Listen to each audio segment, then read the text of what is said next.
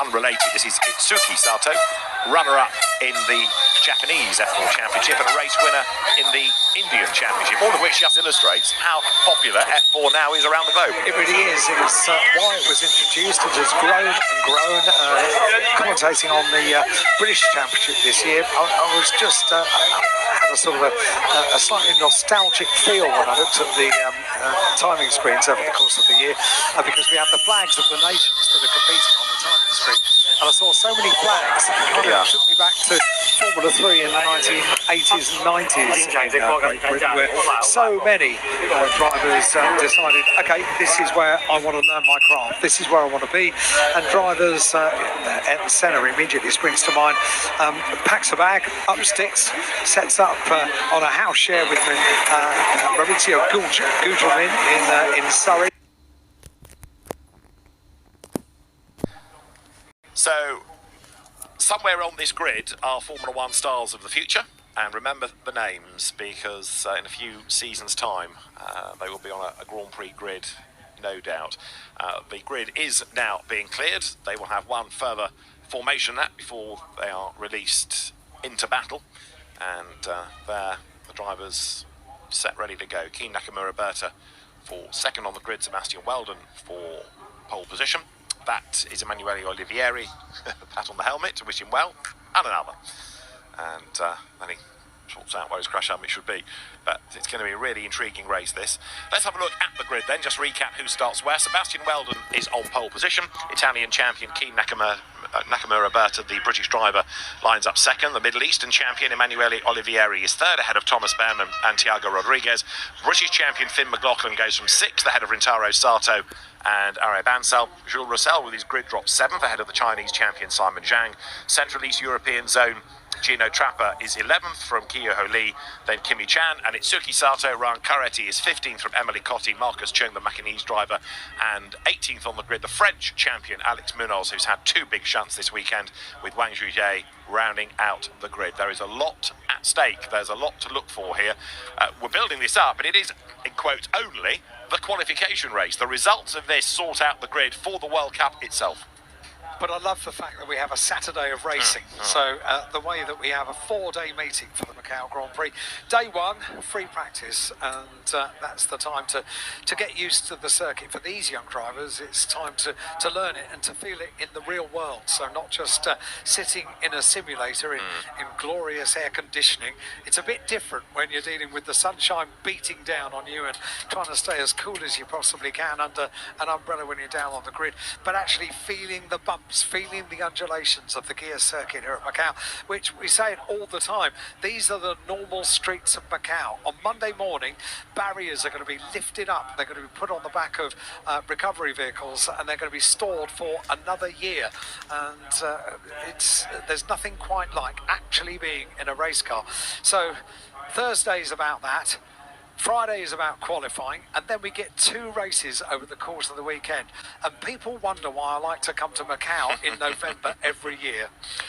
It is a circuit like no other, and there are drivers that excel here that perhaps haven't at other places. There are drivers that arrive here as champions or drivers with big reputations that struggle. And it's fascinating to see this end of season shootout, whether it's in a GT car as we have to come later today, or a Formula Regional chassis as we have later on, or in these F4 Mégales that are good to go. We're into the final 1 minute of the countdown, a formation lap, and then 8 laps are ahead of us. Here we go then. The pulse rate begins to rise down on the grid inside the cars. And this is the moment that drivers rather like, because once they are set off on the green flag lap, it's them and it's the car. They are on their own. They are in isolation. All of the people, the teams, the guests, everything that goes around an event which is this big, and they'll feel it a lot more tomorrow as well on Grand Prix Day. But that's all gone. Now they can get on with what they know, what they do, and as the engine notes rise down on the grid. The green flag is waved, off they go. But not Sebastian Weldon, who is stranded. He's got going now, and the good news is that not everybody overtook, because if everybody had overtaken, he would be forced to start at the back of the grid. Now, at least he's able to work his way back to pole position, but looks as though he couldn't get the car in gear and slow away. But Sebastian Weldon, that'll just upset the heart rate a little bit, but better he gets the mistake out of his system on the formation of that rather than the start of the race. Here he comes, storming his way to the front. Yeah, that would have been a bit of a moment when the pulse was getting a bit high, it's when it really needs to count. Everything needs to go right, and all of a sudden you're on pole position and you get unsettled when you set off on the green flag lap. Now he needs to make sure that he settles down and plays his normal game. Yeah. Because okay, that was something that didn't go quite according to plan. But that's behind him now. Needs to think about the start of the race. So out of Lisboa with the circuit, finding a reference point really hard. That's a bit more like it. That's down at Police. This is the short climb up towards Moorish. And Sebastian Weldon then having to think about overtaking. There's the room and there's also the ability to get a tow. Even in these cars with slicks and wings, the Aero age, you can still get a tow, and it's going to be Sebastian Weldon then who brings the cars up towards the grid, accelerates, snakes the car, gets a little bit more warmth into the rubber, and then he will put the car onto pole. The red, white and blue livery carried by Keen Nakamura Berta behind. The green colouring you see on Emanuele Olivieri's car, and Thomas Behrmann's dark and white chassis will be next.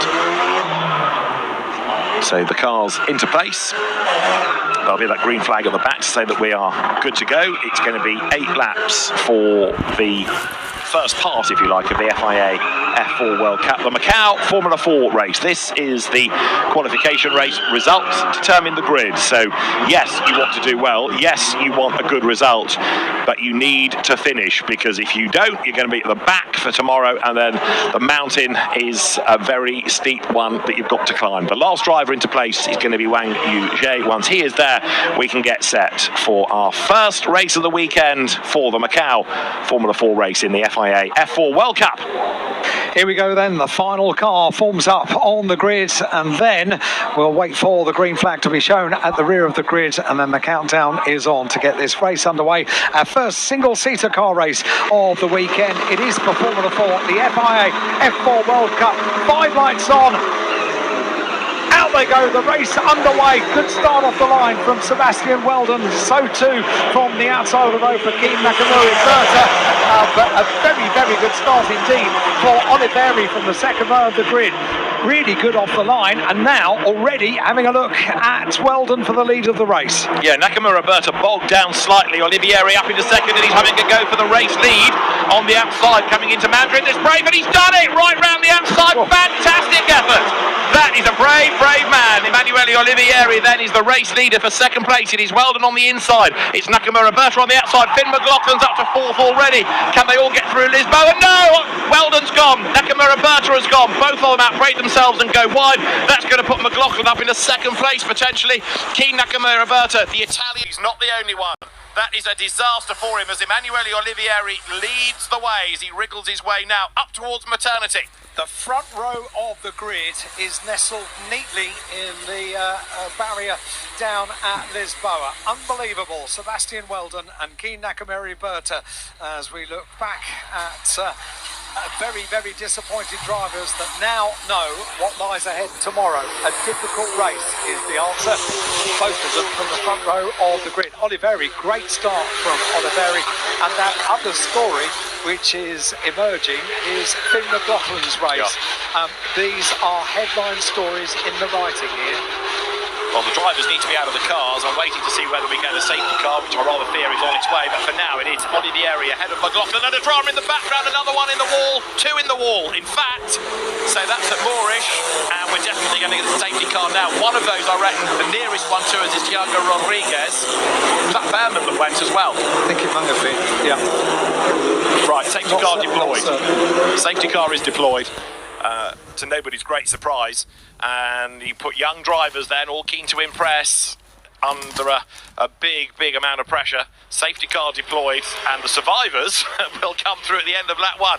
Emanuele Olivieri leads from Finn McLaughlin, and I reckon up into 3rd place now is Rintaro Sato. This is an amazing story, an amazing journey for a first Macau for Finn McLaughlin. He didn't complete a lap in free practice 1. He didn't complete a lap in free practice 2. Not his fault. The car wasn't working. A mechanical problem with the car loomed in FP1. We didn't find out what it was, but they thought they had resolved it. Clearly they hadn't, because he wasn't able to complete a lap for FP2. Went straight into qualifying yesterday, having not done a full lap around the gear circuit here at Macau, and now he finds himself in 2nd place behind the safety car. Wow, what a journey. There's the replay of the first incident. Weldon understeering out wide, Nakamura Berta understeering out wide as well, but it does look like Thomas Behrmann's overalls in the background, clambering out of his car, and confirmation that he has not been through. We've lost Gino Trapper somewhere as well, so 2 incidents we're aware of, but Gino Trapper is not shown on our timing display, having not even got through the first sets. Now, I thought he was on the grid. I'm sure we saw him on the grid. Maybe he's got a transponder glitch, or maybe he was very slow off the line and didn't get as far as the first sector at Lisboa. Anyway, there's quite a lot of clearing up to be done. So we started with 19 and 14 are still circulating. That sums up Macau, doesn't it? We haven't had the onboard shot as a car is lifted before, and I rather like it. And you can see just how quickly they're able to pick these cars up, pop them on the recovery vehicles, and then the teams can begin to look. Now this is on board with Keen Nakamura Berta from the start. Not a great getaway, and he's already been jumped by Emanuele Olivieri. That's Thomas Behrmann in 87. Behind to the outside line goes Thiago Rodriguez. So Nakamura Berta defends from him. By this stage, Olivieri has been an absolute hero and gone round the outside of Weldon at Mandarin, and how he has managed to do that on cold tyres is quite something. There's McLaughlin. Look how close McLaughlin was up towards the wall. Now, Nakamura Berta at this point is on the attack. He's heading for the outside of Weldon, but the outside line is a little bit dirtier. He arrives a bit too quickly. He brakes for the corner, but he just can't get the car slowed, and there's just not enough turn available. Couldn't get much more bravery than that, could you? On the opening lap as well. Absolutely supreme stuff. I'm all in favour of Finn McLaughlin's fairy tale story, but Olivieri deserves to win this race for that move alone. That is something else. Absolutely something else. Wow. If I had my hat with me, I would tip it to him, because that was just awesome. Really was. Other people that have benefited out of all of the dramas of the first lap: Rintaro Sato up to 3rd, Jules Roussel is 4th, bearing in mind he started 9th with his grid drop. Simon Shang is 5th, Ari Bansal is in 6th place. So how about this? Alexandra Munoz, 18th on the grid, is up into 10th. That's pretty good, isn't it? Wow. So already stories have unfolded. This is an 8-lap race. We are on the 2nd lap behind the safety car as we head down towards the right-hander at Lisboa, and this is on board with Olivieri, and another view of what was a mighty move on the streets of Macau up towards the back of Sebastian Weldon. Gets himself set up, and he's got to hold this line on the outside, and we're going to slow this through Mandarin. Whoa, so close to the wall, and opportunity to slow that manoeuvre down with the technology that we have with our replays now. Just seeing that slowing out of the corner. What a move. What a move to get into the lead of the race and leading down into Lisboa as well. So everybody else can do what you want, but you've taken the lead of the race. Right, circuit's nearly clear, isn't it? Because Thiago Rodriguez, Thomas Behrmann's car's out of the way. It was Behrmann who was the first one into the barrier, and then Rodriguez came around the corner and sort of tripped over him and put himself here. So Emanuele Olivieri behind the safety car, making his way now on down towards police and through the incident zone. If it's clear, then that's going to be the indication that we might be pretty close to going back racing. It wasn't a last-minute move, was it? He'd planned that. He'd set the move up. Like playing a game of snooker. Yeah. He'd put himself in the right place on the circuit. You made the point as well. That's the dirty part of the circuit. There'll be all sorts of nasties on the tarmac down there, but he braved it out and it worked. But boy, oh boy, we talk about fine margins around the circuit of Macau, and that was just about as fine as the margins can get. So behind the BMW safety car, the safety car coming in this lap, so we're going to be back and racing. This is very, very good news indeed. I think it was a good idea to have the Formula 4 cars here this year. Well, you and I have always been sort of quite keen on them, haven't we? Big fans. Ever since they were proved how good a category it is that the Formula has been so successful globally.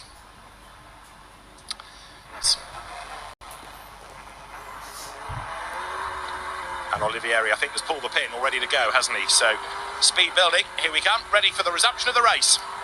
Here we go, we're about to get things back underway for the FIA F4 World Cup and the Macau Formula 4 race around the final corner up towards the line.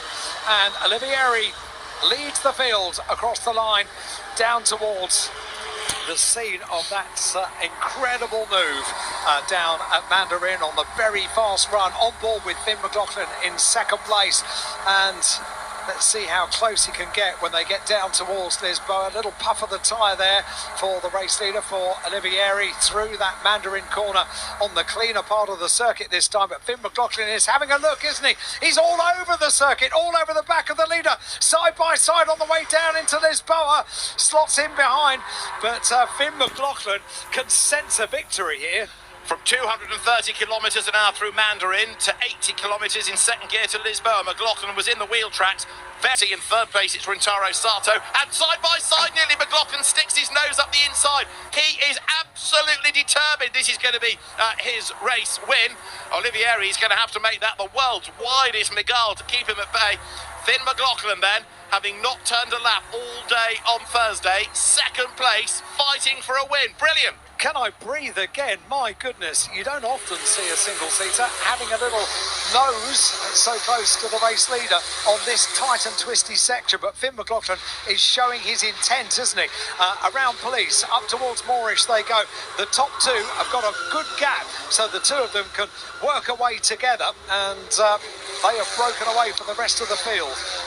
Lisboa is your chance to overtake because of the toe you get, and the move has to be teed up from the exit of this corner. So here they come now, up towards the hairpin, and if McLaughlin gets a good run off here, he can sit in the wheel tracks. He's almost given him a shove round the corner, so close did he get. Come on, he says.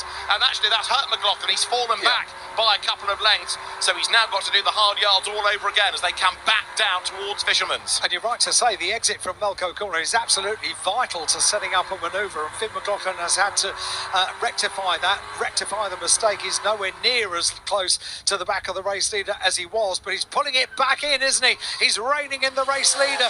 He's once again showing his intent, planting himself on a different part of the tarmac to let Olivieri know he's still there. The Red Bull liveried car in second place once again is mounting the challenge. So nose to tail coming out of Reservoir. Rintaro Sato third behind them. The black car is Jules Roussel. The pink and white livery is Simon Zhang. The yellow colour of Arebansal. And McLaughlin's move for the race lead is on now because he's in the wheel tracks. He gets a toe. Is he going to be able to dive to the inside as they get down towards Lisboa? He's just a little bit too far back, and he does not need to do a full send here and risk going off when a front row for the main race tomorrow would suffice. So the move is being made against Arebansal by Rayan Caretti, and he goes through nicely in the blue car on the inside. Certainly does, as the leaders turn up through San Francisco Hill, and this time much further back is Finn McLaughlin. That little tap, and I'm pretty sure there was a little tap coming out of Melco, may have cost. I hope the front wing isn't damaged, because they're going to need a front wing to be absolutely doing what it does around the streets of Macau. Let's hope not, because they are pretty vulnerable, aren't they? And Alexandre Munoz, in his rebuilt car, I'm afraid, has pitted. He was going quite nicely into the top 10, but problems persist for the French champion. So he is out of the contest. Seemingly, he's going to have to start towards the back in the main race tomorrow, as the cars now accelerate again from Maternity down through the Solitude S's towards Faraway Hill. That's Sato, that's Roussel, and up behind Jules is Simon Zhang. And what about the gap between the leaders? Well, it had gone up. Olivieri doing an absolute best second sector, but McLaughlin's on his toes again to bring the gap down by doing an absolute best third. And so now as they go through police, Olivieri does look like he's got the measure for the moment, but we are a long way from a checkered flag. Let's hope that Finn McLaughlin can get a better exit from Melco and not be held up too much on this occasion, because that was what cost him. You made the point. You need a good exit from Melco on the run down towards Black Sands and Fisherman's. That sets you up. And oh dear, that's Emily Cotty, I think, isn't it? Number 42, possibly. So, yes, it is. Who was in 12th place. She had a crash on Thursday, and that car is tantalisingly close to an escape road.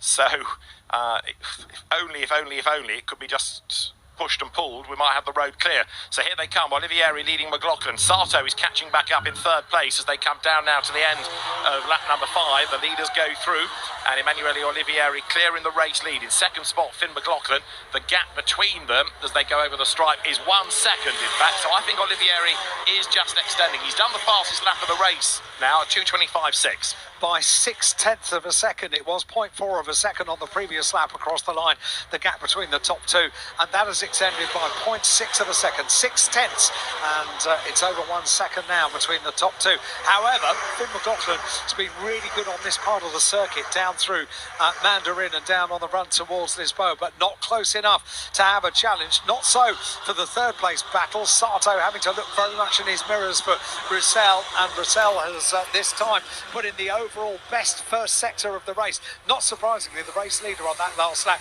has just put in the overall best lap, a 2:25.606.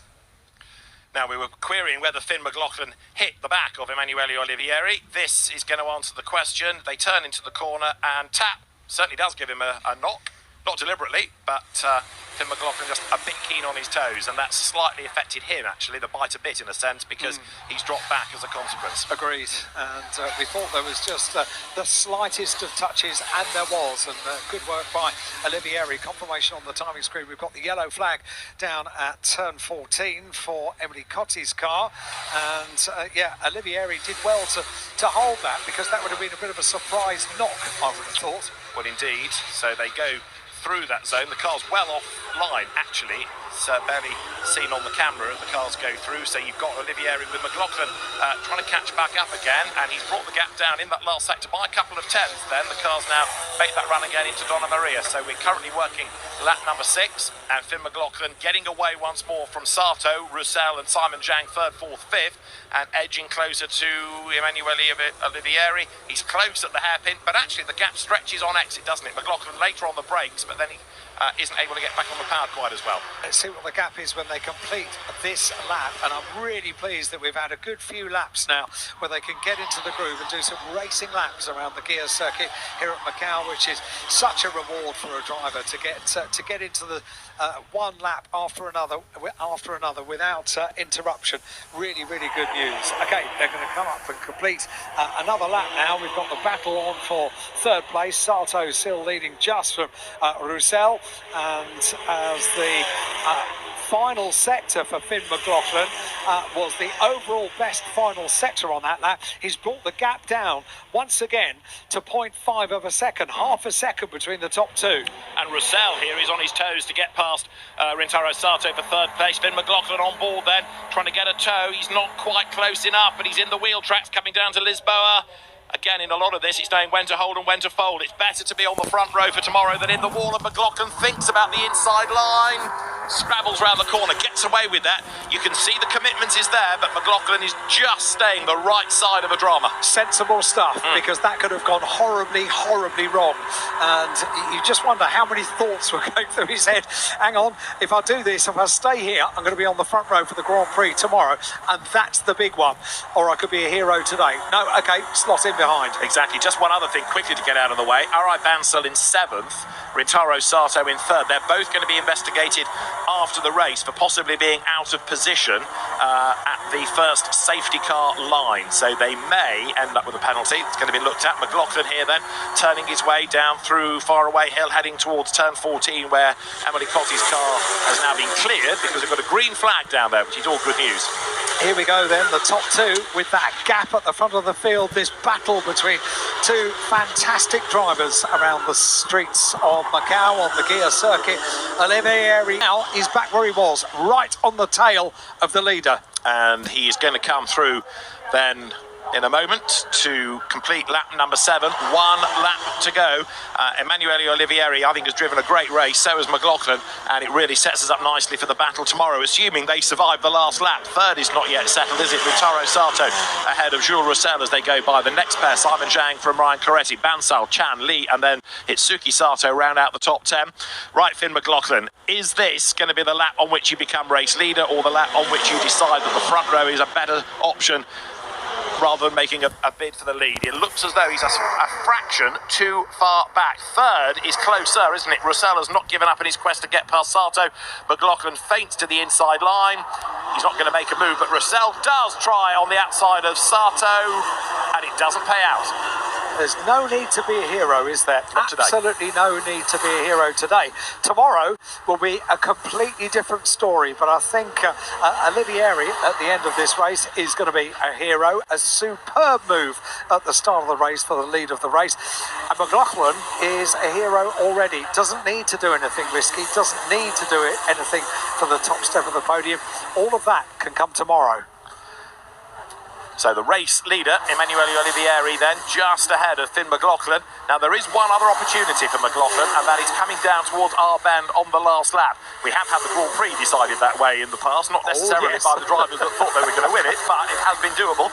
And McLaughlin, again, I suspect he's too savvy to risk everything for that. When Donna Maria, they have gone up towards the Melco hairpin. Scene of that little touch early on in the race between the two of them, but everything neat and tidy. And you're looking back at potentially a race winner at Macau. McLaughlin hits the wall. From second place, McLaughlin hits the wall.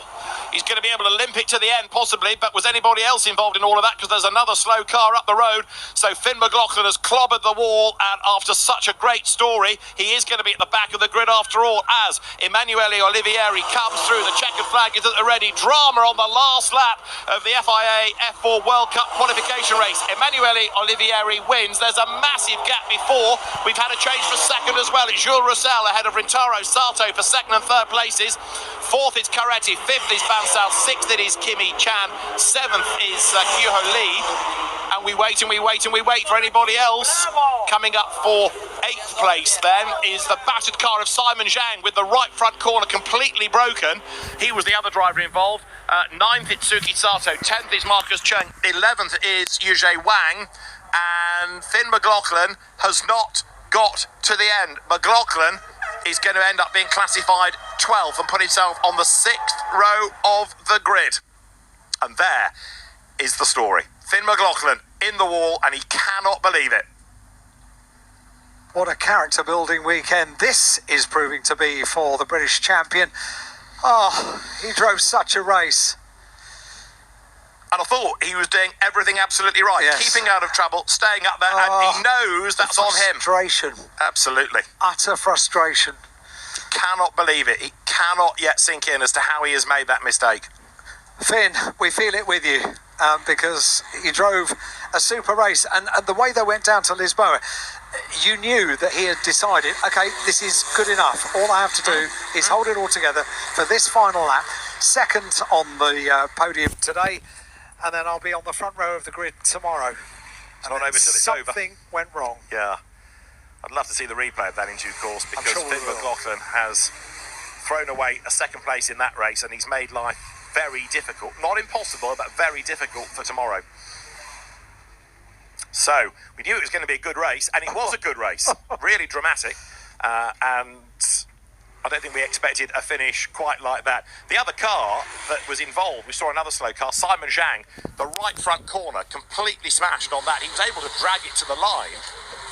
So there is Emanuele Olivieri. And let us see here, Finn McLaughlin. This is on board then, so he comes down to the Melco hairpin, brakes, turns in. Behind him was Sato and Jules Roussel battling, and he gets hit, doesn't he? There's a whack in the back. So McLaughlin is hit, and then he accelerates, and there's something that's possibly broken, because suddenly he's weaving from side to side, and then he ends up in the wall. Here it is from the outside. Now, How on earth does he get hit in the back? There's nobody near him. So he comes through the corner. Oh, he hits the barrier. He hits the barrier. That's where the whack comes from. So, yeah, he's hooked the right rear wheel on the Armco, and that's where the suspension is broken. That's why it won't go in a straight line. Oh. And there is Finn McLaughlin. Well, that is a very rare incident at the Macau hairpin, because normally people take a really wide arc around it. But McLaughlin just hooked that wheel around the Armco, as you saw. That broke the rear suspension. That accounts for why it wouldn't go in a straight line. Well, he possibly could have nursed it to the end, but he ends up in the barrier, and Finn McLaughlin out of the race, out of the car. Wow. This is one story that keeps on giving. 2 moments of drama for Finn McLaughlin during that race, and both of them came at the Macau hairpin. Goodness me, I don't remember seeing that at the on the barriers on the inside of Macau hairpin. Don't remember seeing that. I can't think of an incident like it. I mean, you've been here many more years than me, but that is a first, I think. I feel so sorry for him. Goodness me. Yeah, I wouldn't go near him with a microphone just yet. You see, that's the difference between you and me. I'd like to. Yes, I'd like to hear the thoughts, but I think they might be monosyllabic for a while. Drove a very good defensive race, but that move round the outside, don't forget, when he took the race lead on the opening lap of the race, on cold tyres, he was doing 230 kilometres an hour in 6th gear. That's brave. Complimenti Emanuele. Emanuele Olivieri then is the race winner.